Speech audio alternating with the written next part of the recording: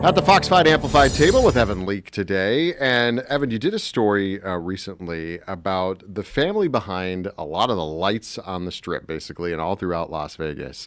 And I found this interesting, well, for a lot of reasons. But one, I did a story not too long after getting here on the neon graveyard, Right. out there. And that name of this family kept coming up over and over again. So who'd you talk to? No, it was really cool. I mean, spoke to the family, the Young family that's a part of all of this. I mean, this dates back well over a century or around a century at this point. And it kind of came up out of nowhere, just trying to find, some more unique things to talk about. And you can't go down to the strip without obviously seeing all the lights, all the signs, many of them still neon that catch your eye, and that's the point. Mm-hmm. And, it just kind of turned to a conversation. It's like, well, who makes these? And we came across YESCO, got a contact, and the family that runs it and still predominantly runs it, the founder of it, dates back to like the 1920s, 30s. This company got started in Utah, actually, in the Salt Lake City area, but ended up kind of trying to branch out to Vegas in the 30s, and it really just started as just kind of roaming the streets for work. Like, it didn't start necessarily these massive signs, but it just kind of started as this guy walking the streets trying to pitch his own business, and it grew into this sign company, which ultimately led to everything with the neon, from the Welcome to Las Vegas sign to a lot of work within Circa. I mean, you name it, this YESCO company, this family has more than likely touched it. Now, when we think about neon, you think about the big signs along the strip. I mean, you mentioned a couple that are iconic, but just a lot of the hotels. I mean, Yeah. so whoever's idea it was in Salt Lake City to say, let's go check out the Vegas market, was probably what took this company to the next level. Well, they're still reaping the benefits of that decision, exactly. right? A pretty solid choice. And it is cool to think about, of just every corner around, because we walked through their facility that they have. It's here in Vegas? It is here in Vegas. And man, it's the grandson of the owner that walked us through, and he could not have been happier. I mean, of where. Thanks, Gramps. Well, he's got a great job, right? And we're like, this is a cool They've thing. got a legacy corporation for the family. And just he walked us through everything, and it was kind of everything that you can think of. Obviously, some stuff within the hotels to different promotional stuff. They were working on some new stuff for one of the Vanderpump restaurants while we were there. They, do a lot of stuff, whether it's Circa or Mandalay Bay, in terms of renovating and upkeeping certain things that they have in there.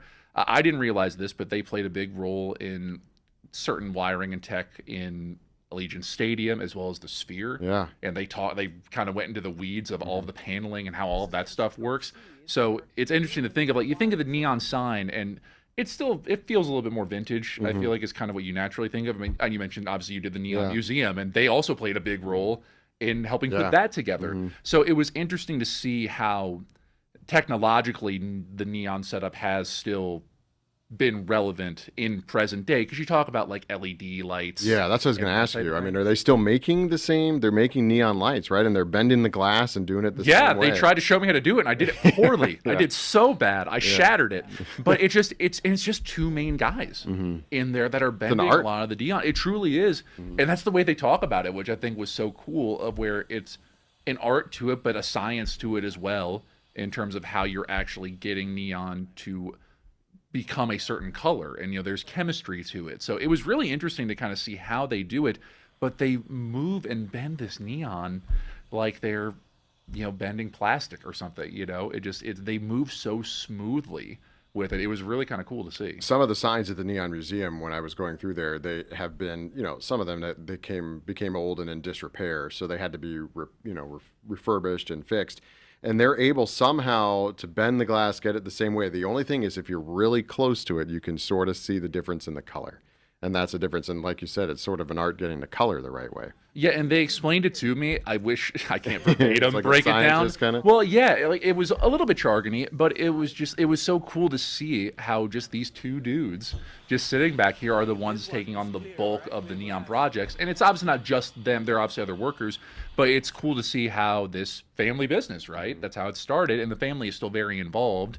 The grandson is, in the executive branch of this stuff, but they've got fourth and fifth generations in this family that are working it too, and they do this stuff across the country. Yeah. It's just been such a wide ranging thing, because Las Vegas obviously doesn't own the right to neon, but we're, I think, the only state that has a state element, and it's neon. It's neon. Legitimately, everyone else has a state bird, and that whatever else. It's like we got neon. So are they still making? I know you started talking about doing stuff across the country. So are they still making new neon signs, or is there enough business in Las Vegas just keeping up the old ones? And the second part of that question is, and you mentioned this a little bit, what has technology done to the business in LED and things like that? So from what I gathered, the neon aspect of it, I think, lends more to like upkeeping what's there. But it does incorporate LED lights and a lot of the more technological stuff, and we saw other things that they were working on that were more just city projects. So not necessarily just signs to throw up on the strip, So like infrastructure. Yes, Okay. yes, and so they've been able to expand to the point of where it's not necessarily just the entertainment space; it's signage in general. So I saw work with the neon stuff, with LED lights, just general bending and working through everything. So it's just they're a multi-purpose company, but neon's how they were born and how they grew, and especially how they have found a home here in Vegas. So they're an all-encompassing company in what they do. And there were things that they showed us that were really cool. There are things they showed us that I can't talk about because it's just active. That's what we have to talk about. I know. That'll be amplified after dark. But it was really cool because it was so much more than I expected. Because I figured it was a decent sized space because you see the signs out and about. But the things that they were able to be working on, the things that they were putting together, and the sheer size of some of this stuff. It was really eye-opening, and again, the grandson was just so stoked to show us everything. I mean, it was a kid in a candy store. Like, he was so amped up and so excited, which is great because if it's me, if that's the family business, sign me up. Yeah, right. Literally, no pun intended. But Now, you said you can't talk about everything you saw, but I wonder because when we go to the Neon Museum, they have got a lot of the signs out there. They've also got a lot in a building somewhere else full of signs that they haven't been put up yet. Did they have any relics or anything in their own building that maybe came from big projects? I'm trying to remember everything that I saw. Well, so they've got a few old renderings of Vegas Vicky. I think that's a very which is the one in the Circa now. Which is the one in Circa. They've done a lot of work to renovate her. A lot of it is, I think, replica to like they have some mock-ups of the Las Vegas sign, the Welcome to Las Vegas sign that they kind of have about. Nothing. I'm trying to remember off the top of my head of nothing that stood out too much. They really just kind of. It was. I'm sure it was by design, but they kind of just walked me through the timeline of the company.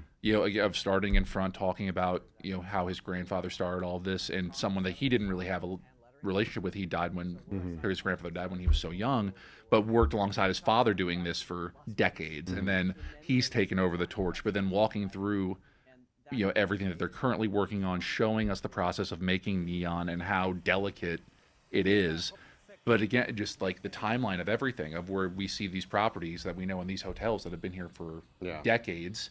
But then you think of something like the Sphere, which is just an anomaly of technology and how they make all of that work. And they're breaking that down for me. It's like, this was a ridiculous project to be able to be a part of. And it all, again, just starts with this little sign company. Did you say they came up with the original Welcome to Fabulous Las Vegas sign, or maybe they did? I don't know. I don't know if they were the ones that exactly came up with the idea, but they were part of the production of it. And the reason I ask is because I wondered if they owned the trademark. Well, no, that's right. I'm trying some money. I'll have to check with them. I'm trying to remember that off the top of my head, but they are a big part of keeping it going and actually renovating it.